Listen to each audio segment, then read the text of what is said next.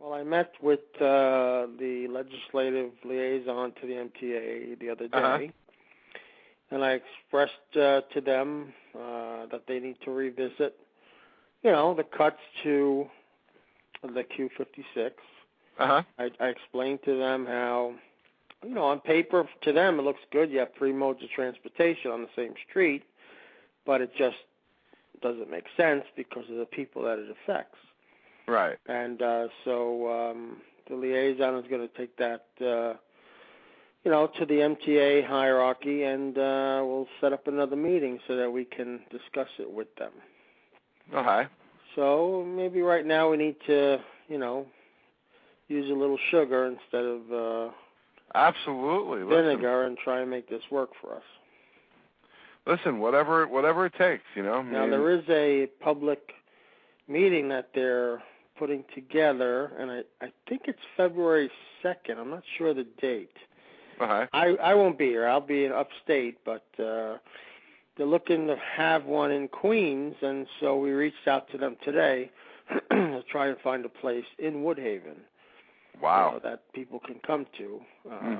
Maybe St. Thomas or, someplace that's big enough to handle a few hundred people.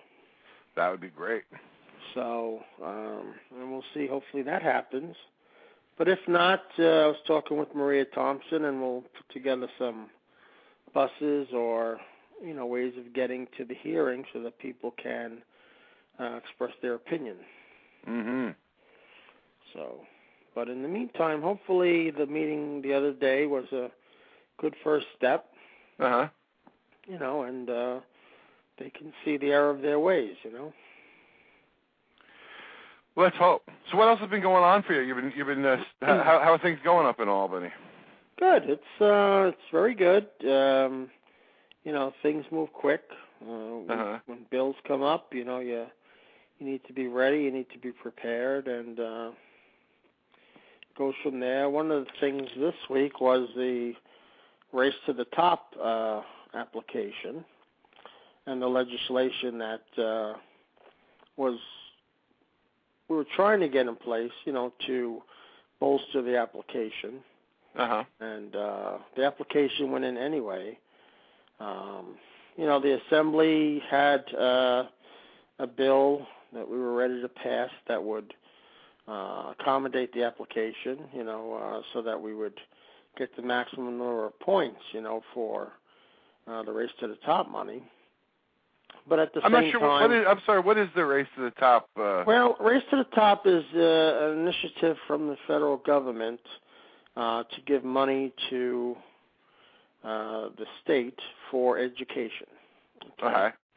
And the governor had a proposal that he was floating around that, really, in my opinion, really didn't take into account all the different aspects of education and charter schools and all that stuff, okay? His proposal favored, charter schools, private charter schools, didn't really take into account, children with special needs, English language learners, those that are learning English in school. And we tried in the Assembly to put a bill together that encompassed all of that, so that if there was a charter school, okay, it was offered, through a proposal, an RFP, request for proposal, and, schools would submit a proposal to the Board of Regents about starting a charter school, and they had to, meet certain criteria.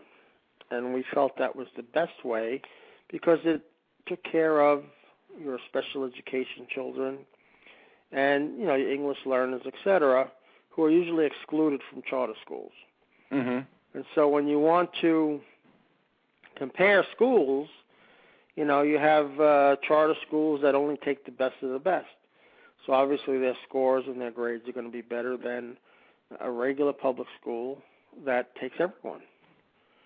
And when you talk about funding and how they grade schools and they're looking to grade, teachers and that, it's just not a fair comparison, you know.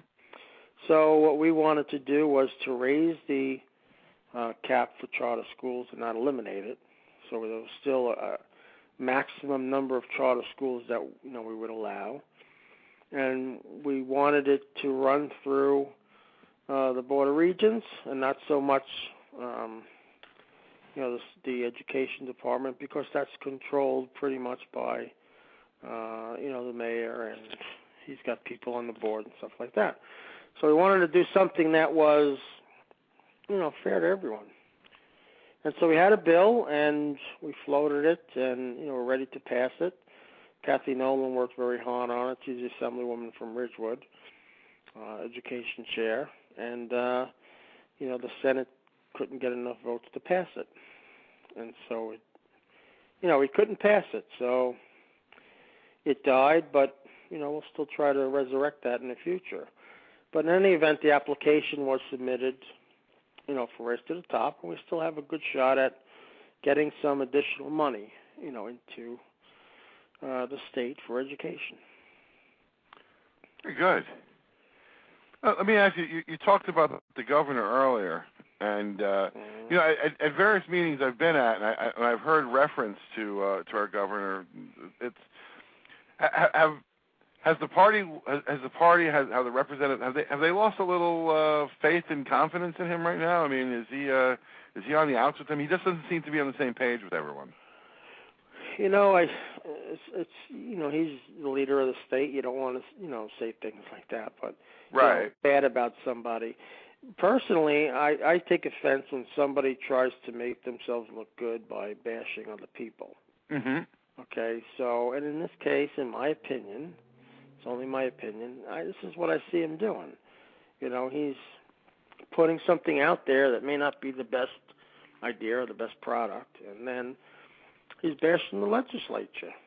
And I just don't think that's right, that's fair, Try and get your support, try and do things on your own merits and the merits of the things that you're putting out there, and not, trying to knock the legislature. And sometimes I take offense to that, because I work very hard for the people of my community and to make sure that we have, the laws and whatever obligations that are passed that are for the best interest of the people of the 38th district.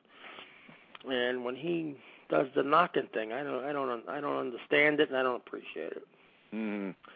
And that's what it is. And there's going to be a constant fight. We went to the budget presentation the other day, and he's making cuts to education and Medicaid, and although at some point things need to be tweaked a bit, but not cuts to the extent that he's looking to do. We got to figure out a way to make it work for all involved. Mm-hmm. And we're not going to please everyone. He's looking to put a tax on sugary soda and beverages like that. And they've already got a number of protest letters not to allow that. And he's looking to put $1 a pack of cigarette tax, on top of the tax that's already there. And I've had a number of complaints about that already. So, it's the early stages. I have to look at it. I have to go through it and dissect it and see what makes sense and see what don't. But it's going to be a long budget process, and just by the tone of, what's going on and the way it has, it's not going to be easy with the governor. No. And it's unfortunate, because you're really, you're working for the people of the state, and I'm working for the people of my district. And when you have a governor that just wants to make a name for himself by fighting you, it's not going to be an easy process. No, so not no at matter all. what we come up with and what we try to do or develop for the budget, he's going to oppose it. And so it's going to be tough.